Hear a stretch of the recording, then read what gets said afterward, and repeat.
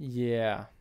Well, I'm thinking of so it's the story of B. What's the original to that? That's What? I got a book up there called The Story of B. Yeah.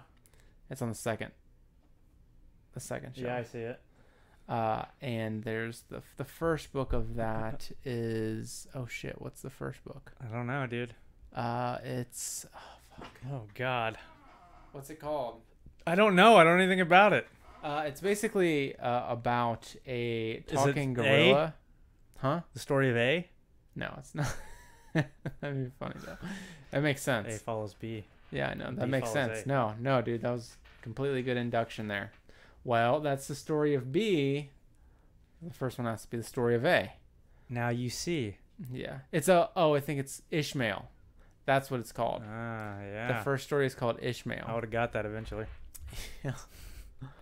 And it's about a talking gorilla who puts an ad in the paper asking anybody whoever wants to save the world to come to this location. A gorilla did that. Yeah. Does he? Okay. Yeah, and then All right. so the dude meets the gorilla and he starts having this conversation about how to save the world, essentially. Fuck. And the basic premise of this idea is that somewhere in the agricultural revolution, Way back. Yeah, way back. There was this division between the givers and the takers and the leavers. Is this the giver? Are we talking about the giver now? The takers and the leavers. Okay. The takers are basically what we are today. We're takers. We take from the land and we don't really think about,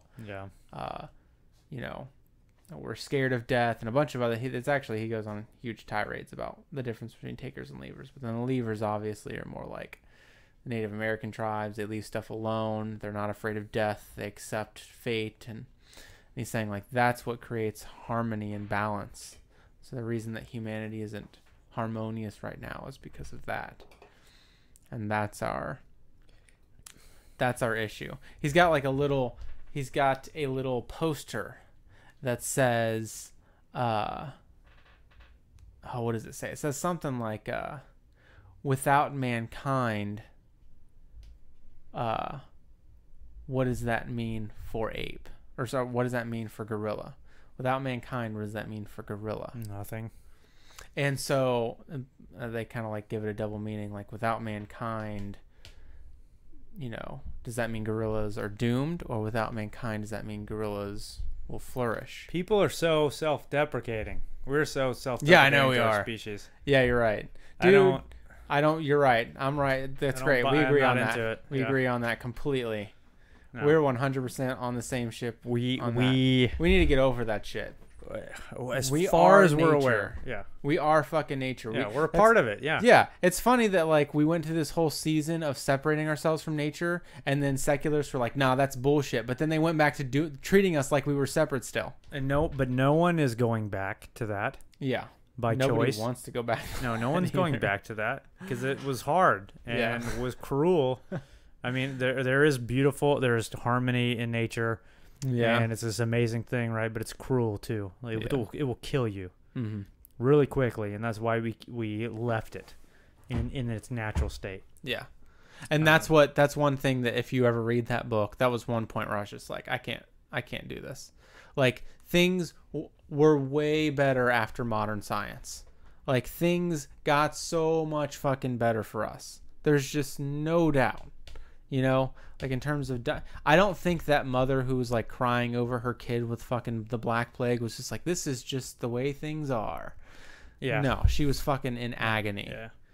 Well, actually, women in the Middle Ages did not react so harshly to the death of their children that modern women do.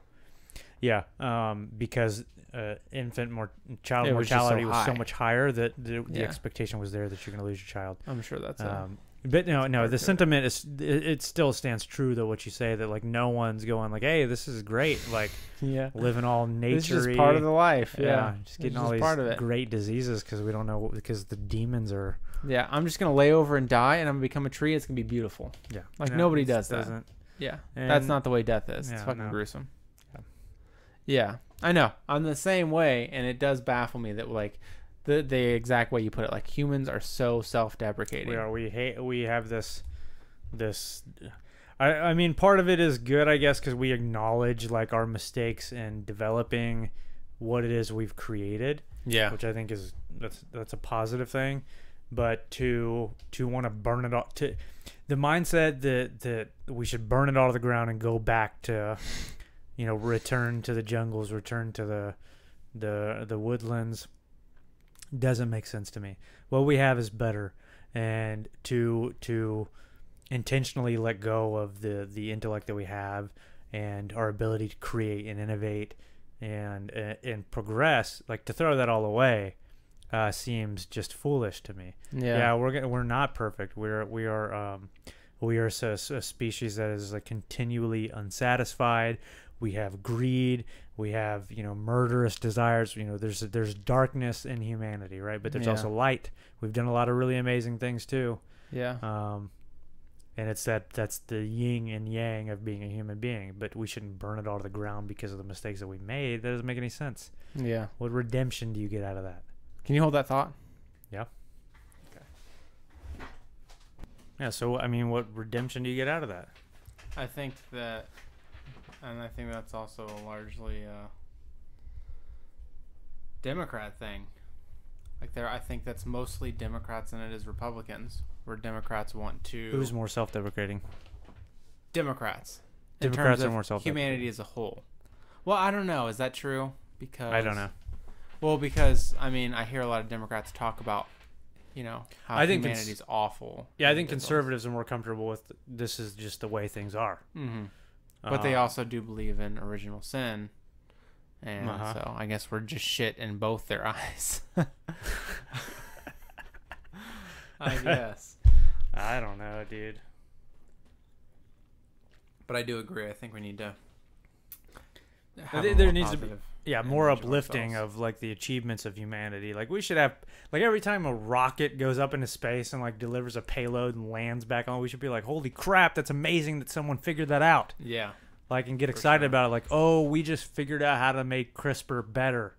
Yeah. Like we know how to edit genes in an efficient way. Like we can see atoms with a freaking micro, like with this thing that we have. We can look at an individual, like one of the closest pieces of like the fabric of the universe. Like we can do that, and it's 2018. Like, and we didn't evolve to do that. That's our minds. No, it's people coming up with ideas. Yeah. And thank God that there's this huge difference in intelligence between humans. Because if it was me, if I was running the show, we'd still be like trying to figure out how to make fire every damn night. Like we would be rubbing wood together. Yeah, we'd be in trouble, man. Trying to make shit. Yeah, I can talk about stuff, but I don't know how to make nothing. Yeah, like that. These engineers and scientists, we should celebrate them. I feel like we could figure it out. And it would take a long time. It would. Yeah, it would take a long time. Well, we wouldn't figure everything out. We'd still be doomed. That's for sure. That wouldn't change. We'd still be fucked. But yeah, but don't you have a kind of like a pessimistic view of the future, though? Yeah, I do. So you don't like the self-deprecation of human beings, but you're still pessimistic about the future. Yeah, and I think that just has something to do with it. It's because, and then it's just like, are you pessimistic by nature? I don't know. Sorry, go ahead. Like finish the original thought you were going. Don't go down that road. I am a misanthrope. So I don't like people generally speaking. But I think mankind as a whole though is different, and I think my issue is my whole like squabble with humanity is I think that we're capable of more and we're not meeting our potential. And we should be farther along. Probably that's it. Yeah, I feel like that's where my deep-seated like aggression towards humanity comes from. It's just like we can do better than this. Like we are better than this.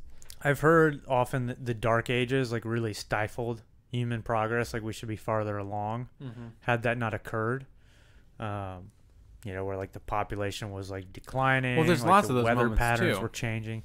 Yeah, it's happened a lot in human history. Yeah, we've had a lot of setbacks. And but I feel that sentiment that you have that like we should be farther. I'm impressed by where we're at. Mm-hmm. I think it's amazing where we're at, but in my mind, like we should be farther along somehow. like we've missed a couple opportunities here and there, or like bad actors got into positions of power, and like really stopped human progress.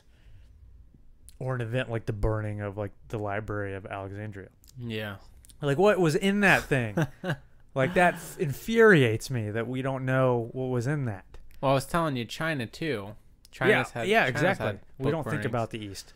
Yeah. We don't think about the East at all. And if you look at some of the stuff they have, it's clear that they were on the track for some amazing stuff. Well, the Western civilizations, we're just now catching up with some amazing ideas that the East has, like this idea of like the power of the mind. Yeah. Meditation. Yes, these are things that us Westerners are just now figuring out. They're like, we've known about this for like 1,000 years. Yeah. I was listening to I think she was. I'm gonna completely mess this up because she wasn't a neuroscientist.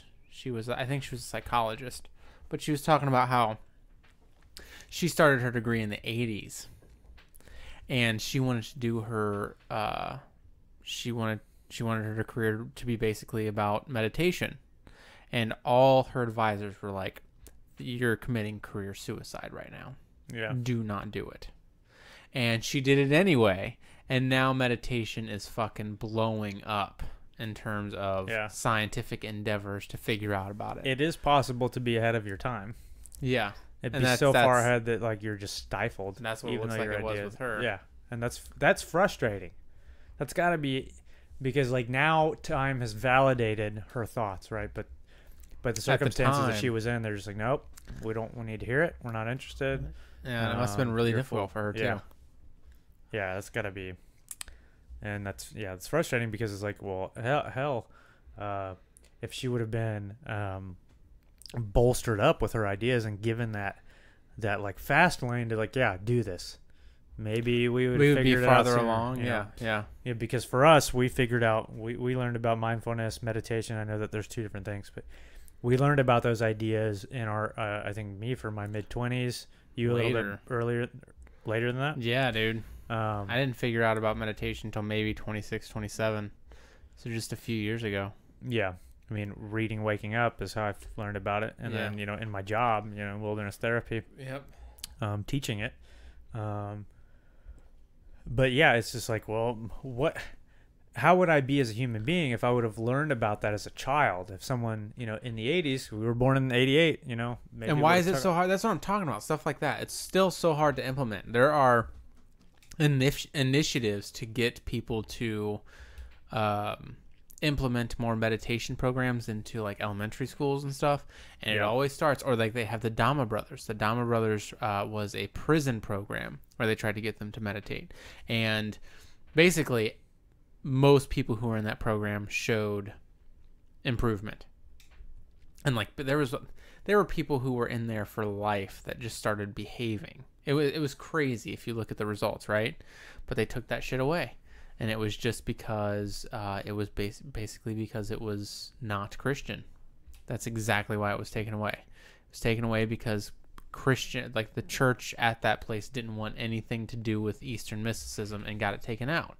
No. And so it's just stuff like that. That's just like, that doesn't need to be a problem. We just need to tell people when they say stuff like that, fuck you. All right? Yeah. Like, we're doing this. It works. So get over your own emotions about it. I'm not sure that level of combativeness is going to be conducive to... I mean, you're talking meditation here. It's like, we just need to tell them to fuck off and meditate. Like, well, yeah. Have you seen there's a meditation online. It's basically like that. It's like, fuck it meditation. Have you seen that? Just fucking... breathe all that bullshit out. I like that. Those bitches don't have shit on you. You haven't seen that, dude? I got no. That's hilarious. But that's like, have you seen the yoga video where they're like, now release all your energy, and it's like there's that like the Grinch is in the background, and he just like screams bloody murder, and he's like, sorry, I'm a little messed up. Yeah, I saw that. Oh man. Yeah. You don't like meditation? Just fuck off, dude. Yeah. How's that for some peace and love, bitch? That's fucking hilarious. Dude, that is hilarious. I apologize for my use of... I think it could be like that, though. Words. I think people who meditate could still be aggressive. They would just be aggressive at very specific moments. With aggressive in a moment of clarity too. They'll be so clear-minded, like I'm like being aggressive because I choose to be aggressive. Because that's what's going to be the best in this circumstance. Yeah. Yeah, but so I think that it could have been like that. Our childhood could have been like that, you know? Yeah. And we're just dealing with too many people who I think are too busy-minded, too backwards, and so it becomes difficult to do the simple things. Yeah, I really encouraged a lot of my students, because some of them are, 14, 15. I'm like, if you can really take this seriously now at your age, your ability to make better decisions, handle stress in your future is going to be exponentially greater. When you get to my age, you'll be a pro, because you'll have been practicing for over a decade by then. And for me, I'm like learning how to walk still.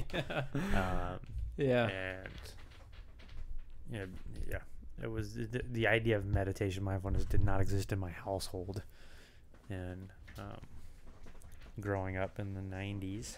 Yeah, I was a 90s lad. Yep. Yeah, it's funny how like you didn't even hear about meditation. I knew about it as this like this weird like hippie thing that hippies do, but I didn't understand. Like, they were just that's what someone who ate too many mushrooms does. Yeah, and that's the only thought I ever gave it until I came across. I don't even think I ever heard of it, dude. I don't ever think. I think I just heard about prayer. I think that's all I heard about. Yeah. And but anyway, what were we talking about before this? Meditation. We got on meditation before. We were talking about how humans are self-deprecating. We're talking about the story of B, and then Ishmael, and then a gorilla that tells people how to save the planet, and then we were like, what? Yeah, man. Yeah, we are. We need to become more comfortable with ourselves. Again, like you said, it's good to point out your own flaws. Yeah, of course. But that doesn't mean you want to throw the baby out with the bathwater. Yeah, that would be illegal. Yeah, it would. Yeah, it would be highly illegal to do that. How is that a term? You could fit down the drain anyways. I wasn't thinking the drain. I was thinking like maybe you put them outside or something. The baby? Jesus. Or the water? Both. I guess you're throw the baby. Out yeah, you gotta throw it out. Yeah. Yeah, words. Don't throw it down the drain. Yeah. That gets messy really quickly. Sorry, I took it there. So. Yeah, no, I think we are too. We're too self-deprecating, and I think that meditation is just a good topic.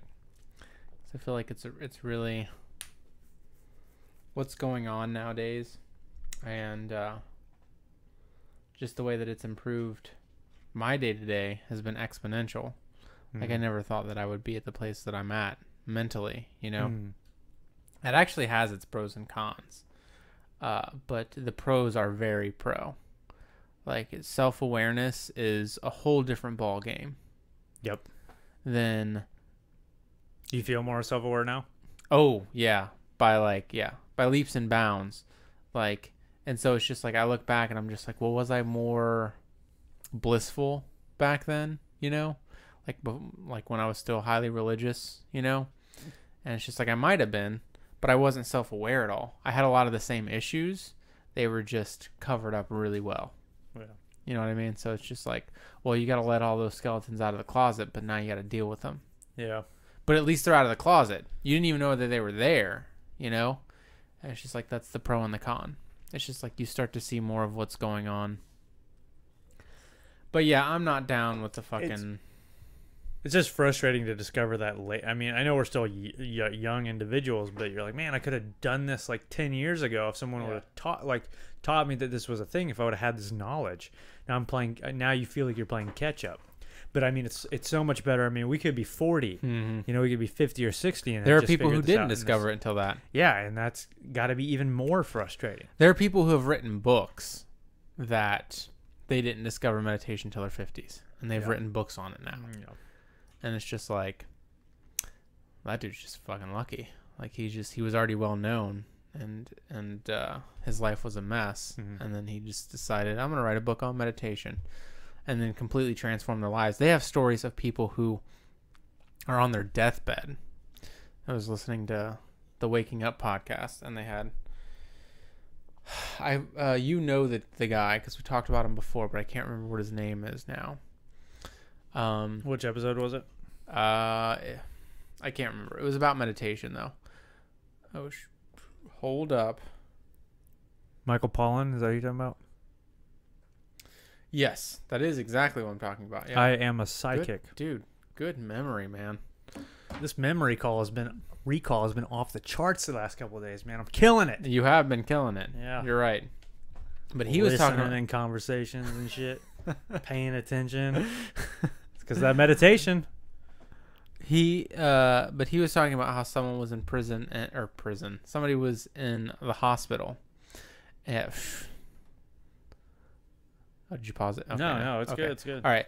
Somebody was in the hospital, and they basically had stage 4 cancer. Yeah. That was it. That was it for them. But they attracted, like, they were just in a positive energy. Yeah. It was a complete state of bliss. And it's just like, I'm definitely not there yet. That has to be achievable. And like we were talking about earlier, I don't remember if it was the immigration podcast, but we were talking about like changing the individual, or like taking personal responsibility, and and that's why I think meditation is important. Meditation teaches you all those things. It teaches you that, like, you're here, you're the only one that's here. You're the one that has to deal with what happens next. That's the only thing that you seem to have any type present in this moment. Yeah, any type of control that you have in your life is what's going on right now. Yeah. And I think all that's important. I actually wanted to go off of that, and I just forgot. But I think that was a really good point in terms of, like, we want to talk about the things that have to happen socially, but the reality is that they have to happen individually first. Yeah. I mean, the more individuals put the onus on them, when you take ownership for things, and that happens in mass. Like, if every individual is brought up to, like, hey, oh yeah, this is great. Then that will produce a better society, because you're never going to rely on the other. I mean, you can look to each other. But you'll know, like, if the individual, if heavy weight is put on the individual, you can take it. You can handle yourself better, but you can also know that the other is capable. The people that you surround yourself with are capable. And if everyone in a group is capable, well, then they're a pretty powerful force. Mm-hmm. So you take the strong individual, put them with a bunch of other strong individuals, so they can do a heck of a lot. Yeah. And I think that's where I've been at recently. That's more and more where I end up going. I focus more on myself than anything else. Like, I've drawn back from the news. I've drawn back from politics, because I feel like the only change that I can really, the best change that I can make is with me in my day-to-day, like, interacting with people that I meet, and trying to stay level-headed and calm and take the appropriate steps that I need to take in any moment. Yeah. And I think that's something that I didn't expect to learn, that I did learn. I had a lot of, like, ire for the establishment and what they were doing to us, and I still do, but it's more so just like, but it is what it is, and what can you do? Well, I'm not just going to sit here and bitch about it. I'm going to think about how I can modify my life to make things better. And that's the right attitude. And that's all you got, too. That's the right attitude. Yeah. That's the only thing you can do. You utilize the leverage and power that you have in your life to make it better for yourself and those around you. Yeah. And if you find that you align with someone, then you create, like, an alliance. Like, because we see eye to eye on things enough to a point where we can, like, do, like, a podcast together or something. Like, we've increased our power and leverage in society by joining up, right? Yeah. Two capable individuals with a similar cause in mind. And then, again, extrapolate that to more people. Okay, these people share our same vision. They have the same idea of like what the future should look like. Join up with those other capable people, and you've got something. Now you're creating momentum. Now you're creating a movement. Yeah. But it starts with the individuals, and if the individuals are capable, but if no one's capable, you can't create a group that's going to do anything useful. Yep. That's true. This Sorry, my mom was texting me about my brother. So that's okay. Yeah, that's what was happening. Yeah, man. I really like what you said about us being too self-deprecating, because that is there's the idea of, I think I told an advisor about this. We were talking about anthropocentric,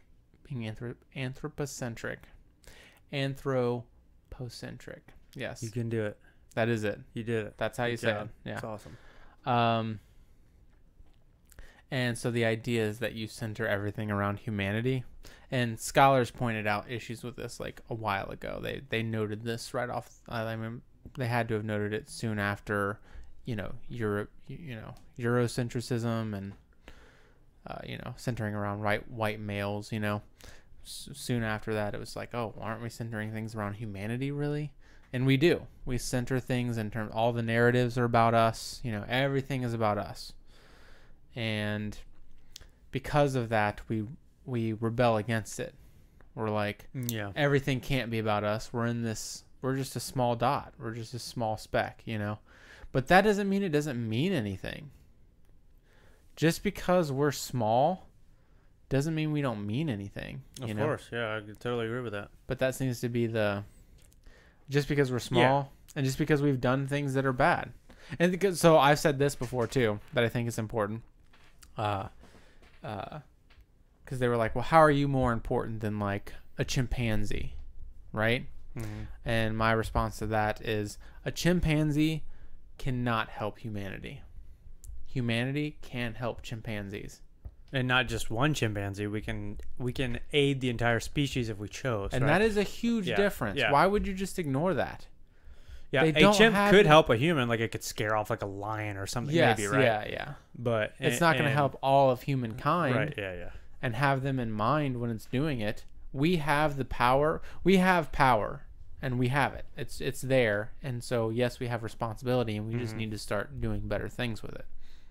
But that doesn't mean that we just relinquish all the power, which I think is what some people are proposing, that we just fucking go back, into the recesses of... Like, okay, even if we did that, right? Where we fall in line in terms of the food chain, the top, right? Mm-hmm. Do we abdicate that too? Like, we shouldn't be at the top. That's not nice. We should let the lions have it for a while. So, okay, who's going first? Who's feeding the? Well, that's actually one of the concepts in Ishmael. Spoiler alert. So you might want to like not listen to this, but this is the one that comes before the story of B. Yeah. Yep. That's one of the concepts, is that the gods got together and they were like, who gets to be on top now? And then they were like, well, it's the lion. But the lion eats the gazelle, and the gazelles are mad at the gods. So then the gods are like, well, we got to give the gazelles their time. And so they're doing this thing where just like they're trying to make everything even and equal, and they can't. And so eventually they get to man, and they just give man, I guess, just way too much power. Like that's the idea.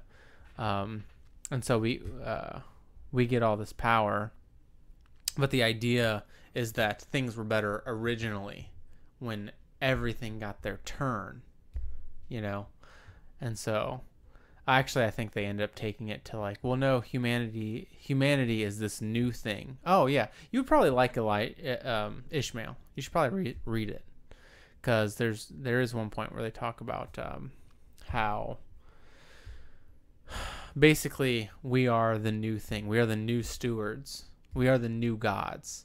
And as new gods, we have a responsibility to get other things to that point, essentially, where we teach other conscious entities how to behave as the first ones here. It'd be interesting if we could do that. Yeah, I know.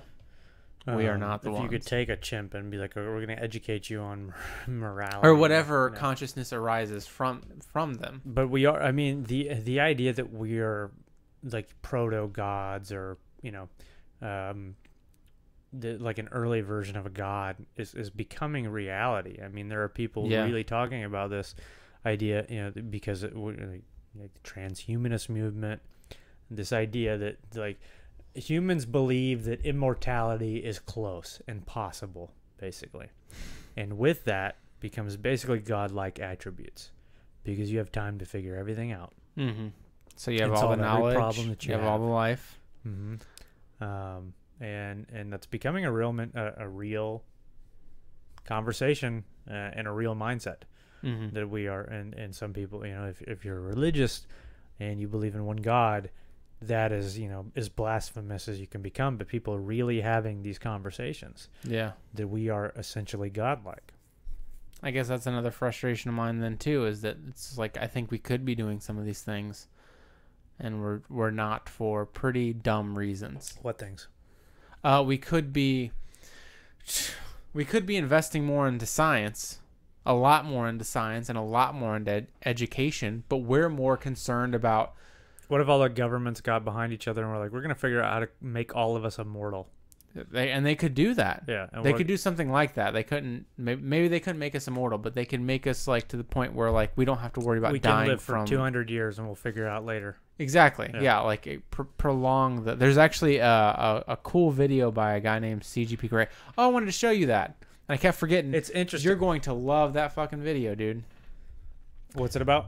Well, I don't want to tell you. Okay. Yeah, we'll watch it later. Yeah, it's all metaphorical. I mean, our views on the world are so funny. Like, because I mean, imagine if a president, like, could you imagine a president standing at a podium and being like, "Ladies and gentlemen, I've decided that we need to have a national effort, and we need to all be able to get behind something, and we're going to create a nation where every American citizen is going to live to be 250 years, and I'm gonna devote significant resources to the budget for the next 4 years of my presidency to making sure that happens. This happen. I mean, what would that? I mean, he would probably be impeached. It'd be like, people would lose their minds. Yeah, some people would be like, "Hey, that's pretty cool.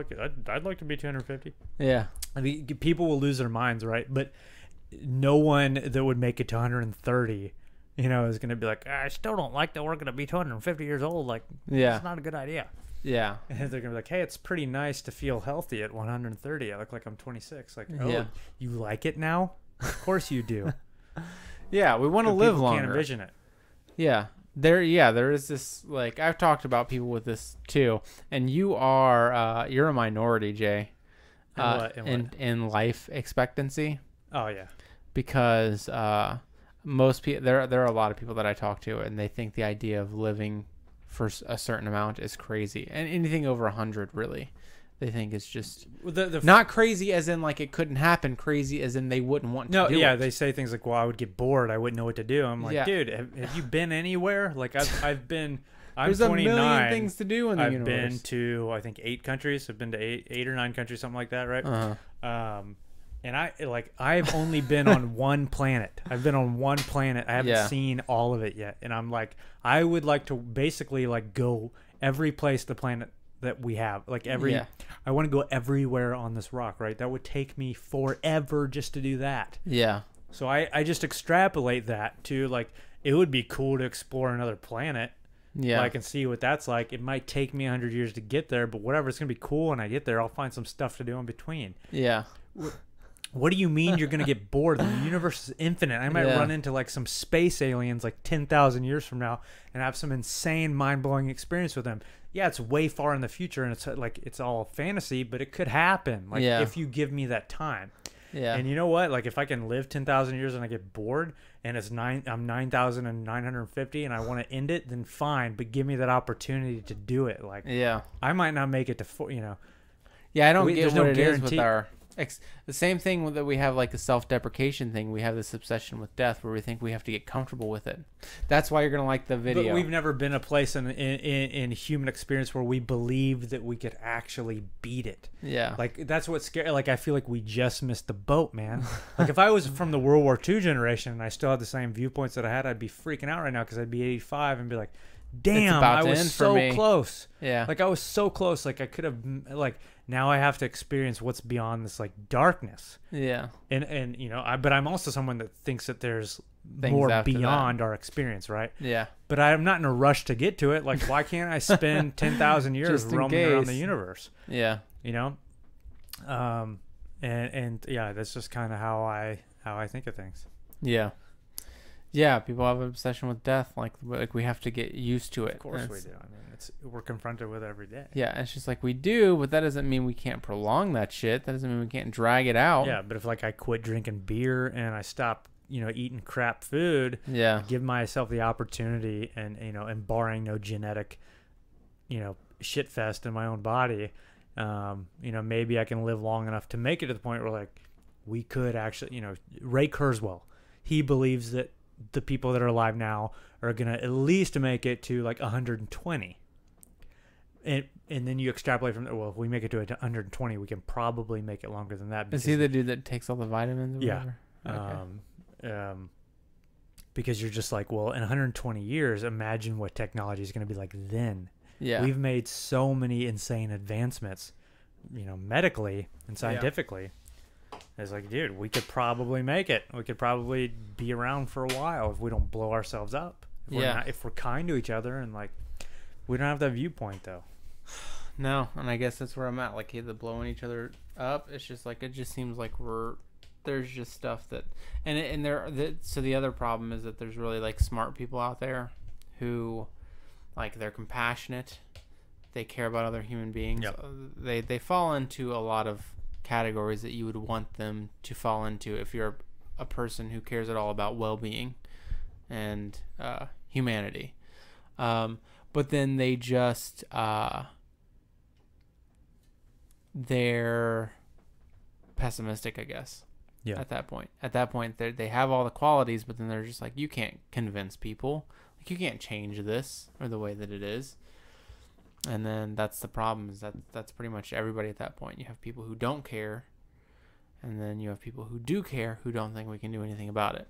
Yeah. And then you get a very small percentage of people who do care and think that something needs to be done to make it happen. Yep.